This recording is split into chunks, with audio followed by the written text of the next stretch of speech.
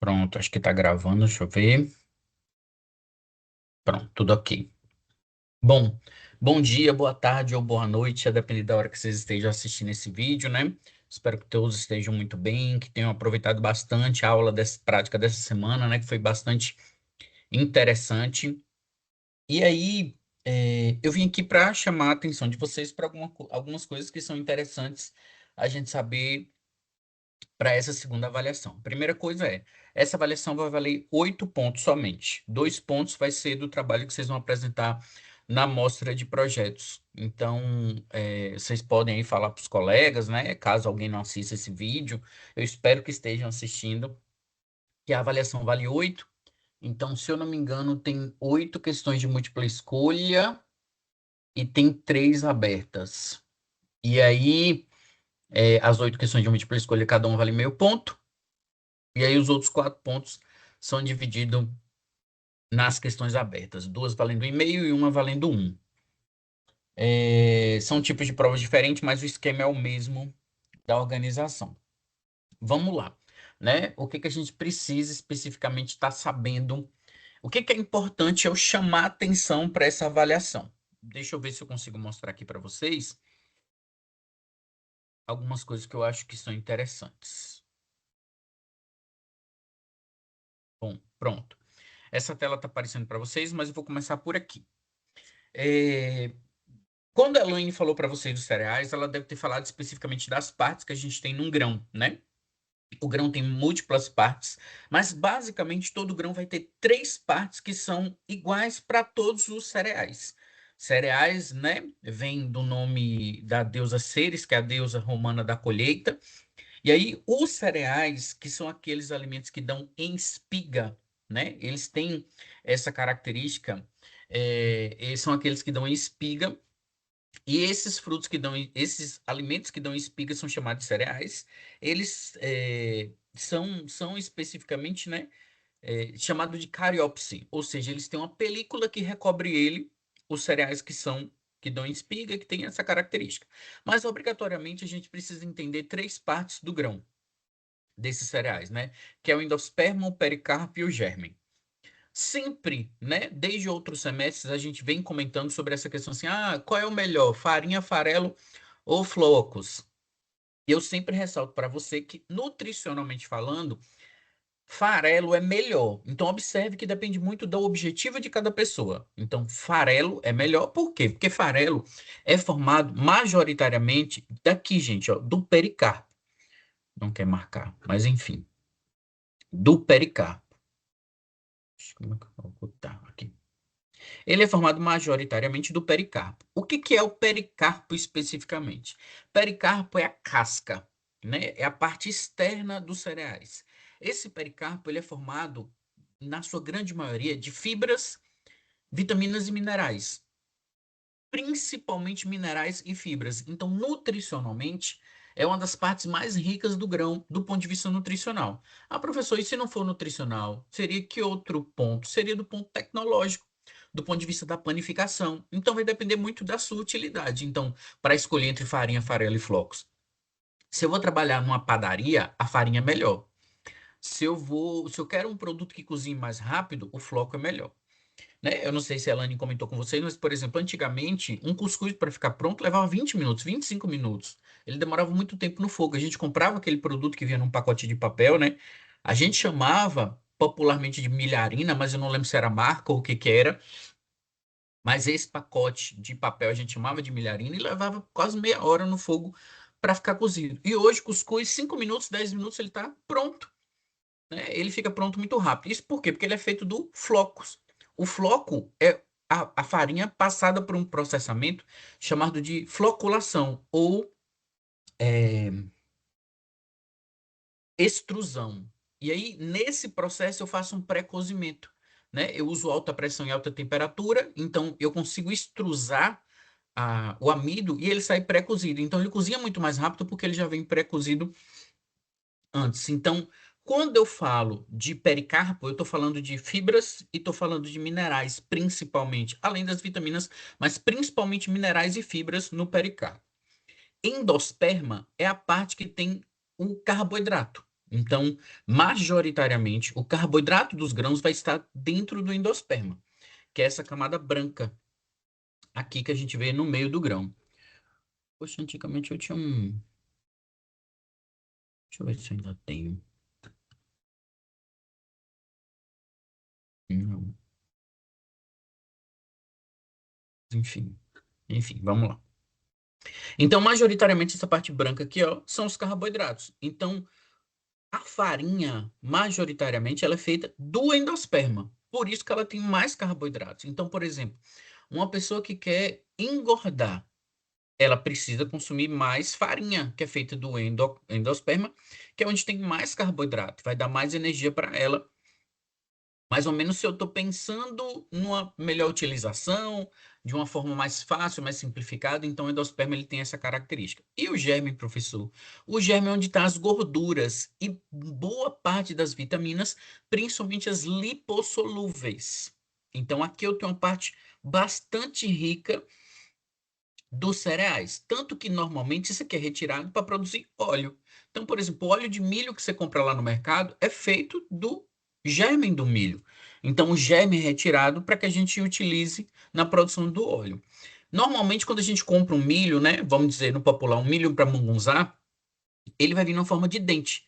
Que se vocês observarem essa parte aqui de fora, ó, sem o germe. Então, quando eu tiro o germe, isso aqui vira uma estrutura muito parecida com o dente, que é como a gente compra ele popularmente sendo vendido. Então, isso aqui, a máquina que faz a retirada do germe é chamada de canjiqueira.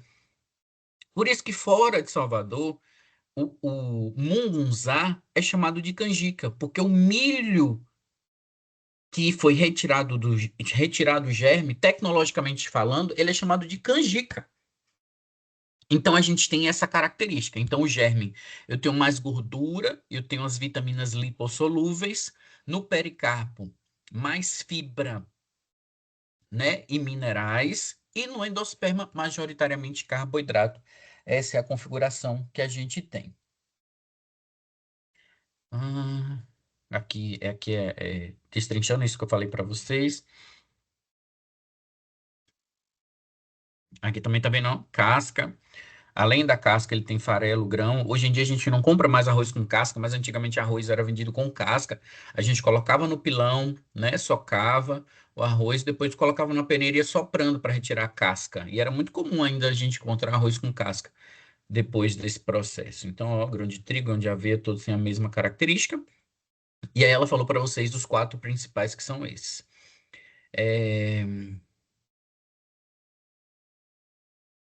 Deixa eu ver onde eu vou aqui falar. Eu vou logo para a característica que a gente tem. Deixa eu ver que eu me perdi aqui agora na estrutura, porque ela mudou a ordem. Mas aqui, vou falar logo disso aqui, né? Basicamente, quando a gente fala de milho, a gente fala de três variedades, que é a indentata, everta e a sacarata, né? Everta, como o nome está chamando a atenção, ele é utilizado para a produção de pipoca invertida, né? O milho everta, ou chamado de milho alho ou milho de pipoca, ele tem uma estrutura em forma de gota. Então, ele tem um endosperma vítreo muito forte na parte externa do grão e o endosperma farináceo no meio, né? E aí esse endosperma vítreo segura a estrutura, dando uma firmeza. E aí quando eu aumento a temperatura, vai causar uma expansão de vapor de água dentro desse milho. E esse vapor de água vai querer sair dali de dentro.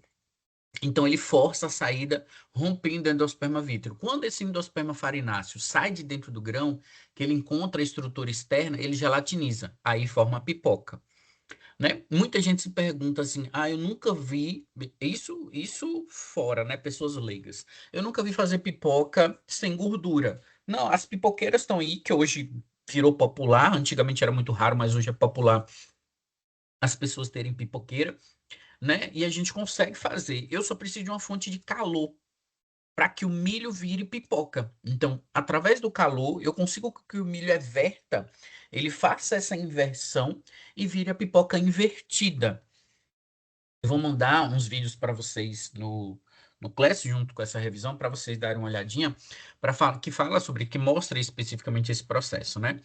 Não sei se a Elaine falou especificamente, mas, por exemplo, em dentata, é esse milho que parece um dente, né? Que é o milho de munguzá, que normalmente a gente utiliza ele para preparações que são cozidas, né? Para produção de fubá, para outras coisas, mas é dele que a gente faz a pipoca explodida. Aquela pipoca rosa que a gente compra né, naquele saco rosa, especificamente umas é doce, outras não, ela é feita colocando esse milho dentro de um canhão. E aí ele ganha alta pressão e alta temperatura, e de repente eu abro de uma única vez e ele explode. E aí, nessa explosão, acontece o quê? O endosperma farináceo ganha vapor de água ali dentro, e na hora que eu faço a inversão brusca de pressão, esse endosperma ele se expande automaticamente, virando aquela pipoca diferenciada que a gente tem. Então, o milho comum, ele também vira pipoca, que é basicamente essa característica de expansão do amido. Na verdade, todos os cereais podem virar pipoca, né? Fora do Brasil, aqui a gente tem majoritariamente o milho sendo utilizado para isso, mas fora do Brasil se consome muito pipoca de arroz, pipoca de aveia, tem vários tipos de pipoca. Por exemplo, na Tailândia, você encontra pessoas com tachos no meio da rua fazendo pipoca. Então a gente tem essas possibilidades. E o milho sacarata, que é um milho doce que é usado para milho em conserva. Então a gente tem essa característica, né? Aqui é o fluxograma de produção do milho. Então, como eu falei para vocês, ó, eu tenho um equipamento chamado de canjiqueira. Essa canjiqueira retira o germe e aí o milho, depois de retirado o germe, ele se torna canjica. Brunimento é um polimento do grão. Então, eu retirei essa casca externa, se torna canjica e aí vai para o canhão, ó, pipoca expandida, como eu falei para vocês. Então, nós temos essa característica. Uma outra coisa interessante, quando a gente fala do arroz, é o processo de parboilização. Né? Acho que todo mundo conhece arroz parbolizado, mas se perguntar o que seria o arroz parbolizado, às vezes antes da aula você não saberia responder. Aliás, lá em técnica dietética a gente falou sobre isso. O processo de parabolização, deixa eu até botar nessa foto aqui que ajuda a explicar, né? No processo de parabolização, observe que boa parte das vitaminas e minerais que vão estar presentes no pericarpo vão passar para o endosperma. Então, eu vou ter um endosperma mais nutritivo. Então, por exemplo, na ordem nutricional, arroz integral é o mais nutritivo. Logo depois dele, a gente tem um arroz parbolizado. E aí, melhor do que o arroz integral, só o integral parbolizado. Por quê? Porque integral, gente, eu não fiz nada com grão, só descasquei. É arroz integral. Já o integral parbolizado, ele, enquanto estava com a casca, ele foi cozido, né? Ele sofreu um cozimento na pressão, um pré-cozimento na pressão. Então, os nutrientes que estavam na casca do arroz vão passar para o endosperma. Então, o endosperma fica mais nutritivo. Tanto que, se vocês observarem, normalmente arroz parbolizado cozinha mais rápido e tem uma tendência que ele seja mais escuro do que outros tipos de arroz. Então, a gente tem essa característica que quanto mais branco, menos nutritivo é, e quanto mais escuro, mais nutritivo ele é. Então, quando eu comparo um arroz branco com arroz parbolizado, observe que o arroz parbolizado é mais escuro, justamente porque ele tem mais nutriente em relação aos demais, né? Aqui foi um comparativo que ela deve ter falado. Na aveia, né? Ela tem algumas características importantes, mas o ponto que mais chama a atenção da aveia para vocês é a presença da beta-glucana, né? Que é uma fibra extremamente importante que a gente tem na aveia. E essa beta-glucana, ela forma um gel dentro do seu intestino que ajuda a limpar o seu intestino. Mas aí tem uma coisa que eu já falei lá em técnica dietética também para vocês, que é a beta-glucana só tem esse efeito quando a gente consome crua ou associada. Então, se você faz um mingauzinho de aveia com aveia, mingau de aveia sem aveia não seria mingau de aveia, né? Você faz um mingau de aveia com aveia, a beta-glucana ela se gelatiniza no fogo. E aí ela perde a funcionalidade dela, né? Ela vai virar um carboidrato como outro qualquer e você vai digerir ele como carboidrato. Então, se eu quero essa estrutura especificamente, eu preciso pensar nessa característica que tem da que tem que ser consumida crua ou com o menor processamento possível. E segue a mesma lógica, né? O farelo sempre é melhor do que os demais, né? Aqui fala das funcionalidades. Tem 2 vídeos aqui, ó, no final que são interessantes, que falam sobre a produção de farinhas de um modo geral. E aqui são os vídeos que a Elaine, não sei se ela passou na sala ou ela indicou para vocês, de produção da pipoca doce, que é a pipoca explodida, né? Como é que se faz? E da pipoca salgada, que é a pipoca invertida. Então, tem essas possibilidades aí. O beneficiamento do arroz e o beneficiamento da aveia, que são os vídeos complementares que ela enviou. Na parte de carnes, né? É interessante que vocês saibam sobre essas etapas do abate, né? Nós já falamos de rigor mortis na primeira avaliação, e aqui o que mais é interessante é que você entenda como é o processamento da carne até chegar na mesa da casa da gente, né? É um assunto que é meio chato, muita gente não gosta, mas faz parte do entendimento do que seria especificamente esse processo em si, né? Então, essas são as etapas. E aí, uma coisa que é importante vocês entenderem é a diferença do que acontece no abate clandestino e no abate inspecionado ou o abate oficial. Vamos dizer assim. Porque, por exemplo, quando eu falo de insensibilização no abate clandestino, é feito com o fundo do machado. O animal luta muito, eu não tenho uma prática correta, né? Com isso eu posso perder qualidade da carne, eu posso causar hematomas, entre outras coisas.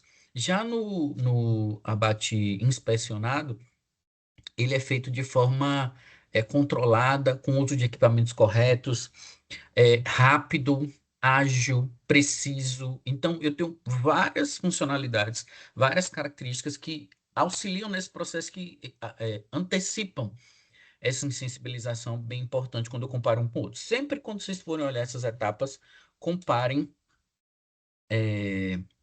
o abate clandestino com o abate inspecionado. A sangria, no abate inspecionado, o animal está de cabeça para baixo, é feito uma incisão certeira nas veias cava, carótida e jugular. Ela é mais precisa, ela é mais eficiente. Eu garanto que saia pelo menos 50% de todo o sangue do animal. Então, tem uma série de características no inspecionado. No clandestino, o animal está deitado no chão, né? Ele não está de perna para cima, ele está deitado no chão, eu tenho uma contaminação maior, eu uso utensílios inadequados, não higienizados, a água utilizada no processo para auxiliar é de péssima qualidade, eu não tenho esse controle de qualidade dessa água, em série de outras coisas também relacionadas a isso, e eu não garanto a saída dos 50% do sangue, que é o que eu queria. Que mais? Sim, tem que, por exemplo, a retirada do couro, que a gente chama de esfola, é a mesma coisa, né? No abate clandestino, eu faço no chão, eu faço com a presença de animais do lado, eu utilizo um utensílio que não é adequado, a faca muitas vezes é enferrujada, ela é cega, então tem uma série de coisas que são péssimas para esse processo. Enquanto quando eu inspecionado, eu uso equipamentos específicos, eu faço ele de forma mais eficiente.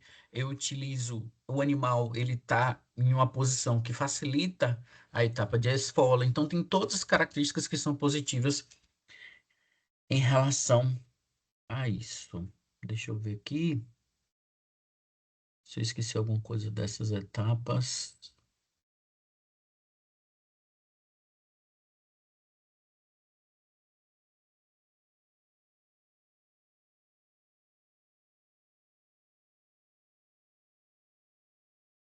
Não, eu acho que não. E aí a gente tem que ir lembrando, né, de como é cada uma dessas etapas. Toalete é a retirada final das partes. Ah, sim, uma outra etapa que é interessante a gente ver aqui é a evisceração. Porque a evisceração, no abate clandestino, eu não faço inspeção, eu não verifico as características que tem do animal, eu não faço a evisceração final, que é a retirada dos rins, né, e do rabo. Então, tem todas algumas questões que eu não faço adequadamente. Já a evisceração do abate inspecionado, né, ele é feito muitas vezes por máquinas específicas. Eu faço a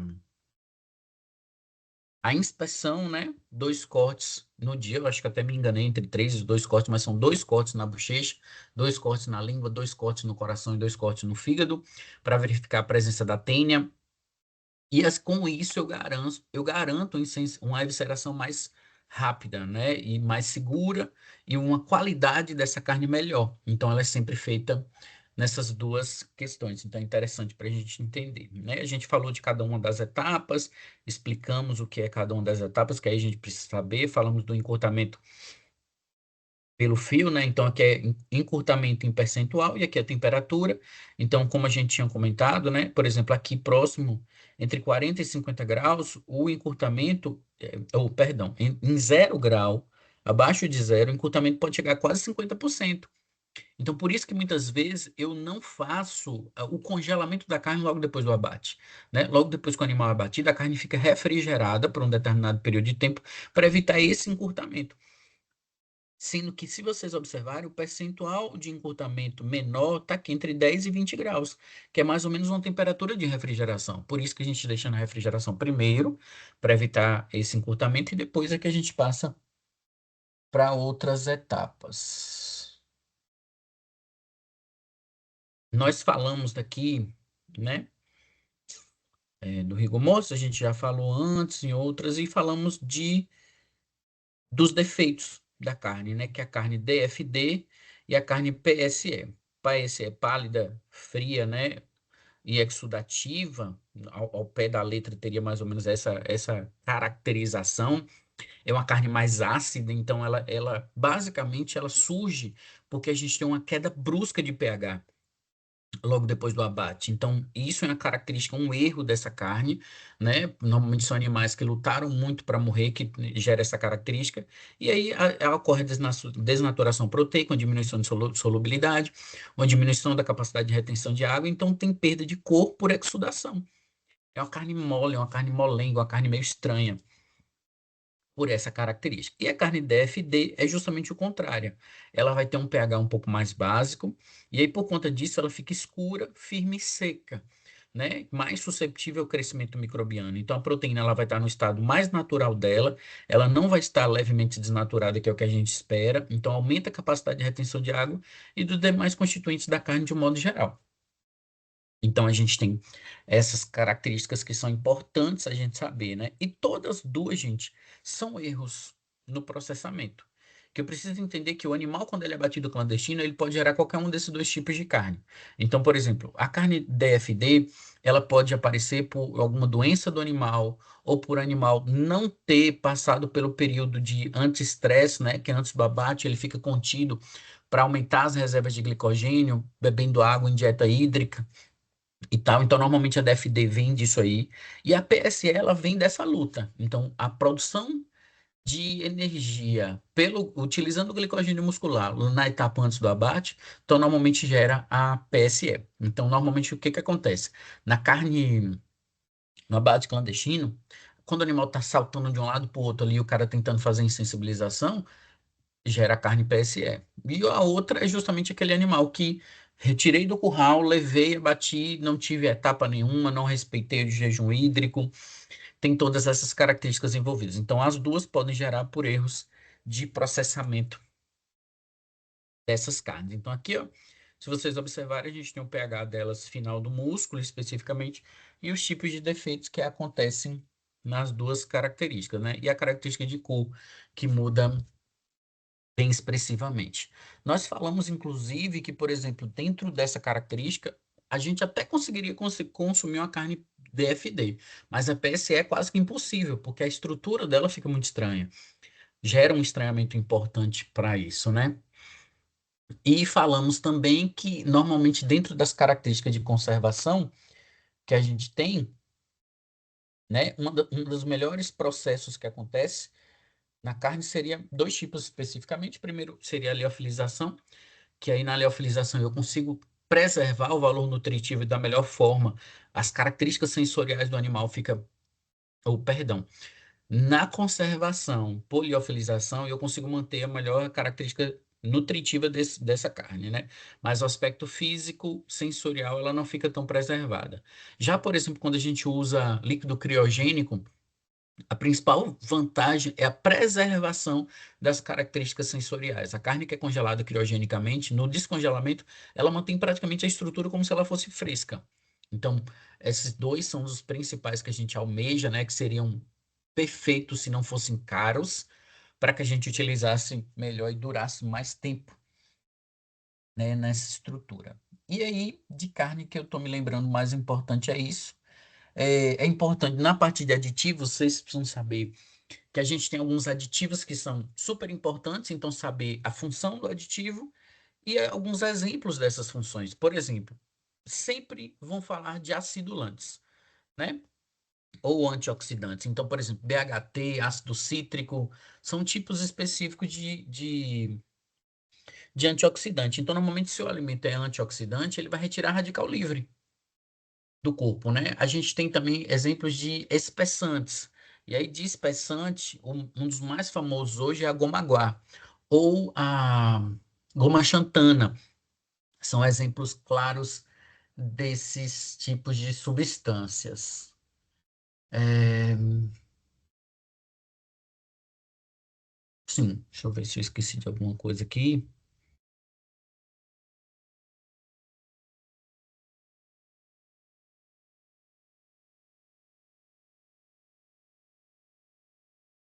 Hum, bom, acho que não. E também é importante a gente lembrar, né, lá quando a gente falou dos cereais, que, como a gente já tinha comentado, eu não preciso de gordura para estar fazendo pipoca, né? O próprio vídeo da pipoca explodida já explica isso, então eu consigo fazer uma pipoca, principalmente usando temperatura. O que eu preciso mesmo é temperatura. A pipoca, a pipoqueira que a gente tem, né? Essas mais simplesinhas explicam isso, que inclusive a gente já comentou que se você colocar pipoca em saco de pão e colocar no micro-ondas, ele vira pipoca também igual. Então a gente tem essas possibilidades. Bom, pessoal, basicamente é isso. Então, bons estudos para todo mundo. Vejo vocês na terça-feira na mostra de projetos. Caprichem para vocês ganharem o ponto de vocês. E depois vejo vocês na sexta-feira na avaliação.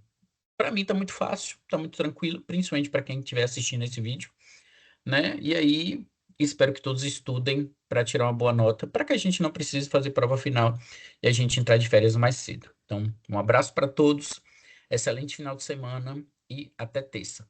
Tchau, tchau, pessoal.